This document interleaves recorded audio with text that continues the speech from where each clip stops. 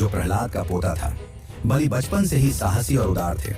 उन्होंने कठोर तपस्या की और देवताओं से भी अधिक शक्ति प्राप्त की। गुरु शुक्राचार्य के मार्गदर्शन में उन्होंने असुरों का नेतृत्व किया और एक एक कर देवताओं को पराजित कर दिया।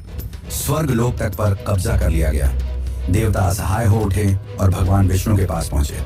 भगवान ने देखा कि बलि अत्यंत बलशाली है, परंतु एक गुण उसमें विशेष रूप से प्रबल था, उसकी दानवीरता। वह किसी भी याचक को खाली हाथ नहीं लौटाता था। इसीलिए उन्होंने वामन अवतार धारण किया, एक छोटे से ब्राह्मण बालक का रूप। सिर पर जटाजूट, हाथ में कमंडल, शरीर पर चमकता तेज और वाणी में विनम्रता। एक दिन राजा बलि विशाल यज्ञ कर रहे थे, तभी वहां ये नन्हा ब्राह्मण पहुंचा। बलि ने उनका आदर सत्कार किया और बोला, ब्रह्मचारी बताइए आपको क्या चाहिए, मैं आपको अवश्य दान दूंगा। वामन मुस्कुराए और बोले, राजन मुझे केवल 3 पग भूमि चाहिए, जहां मैं शांति से बैठकर तप कर सकूं। सभी सभा चकित रह गई।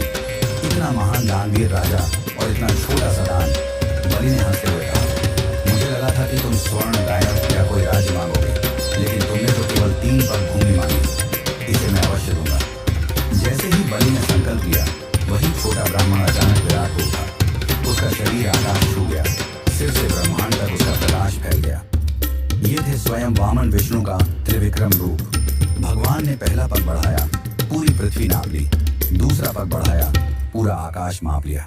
अब तीसरे पग के लिए स्थान नहीं बचा। भगवान ने बलि की ओर देखा।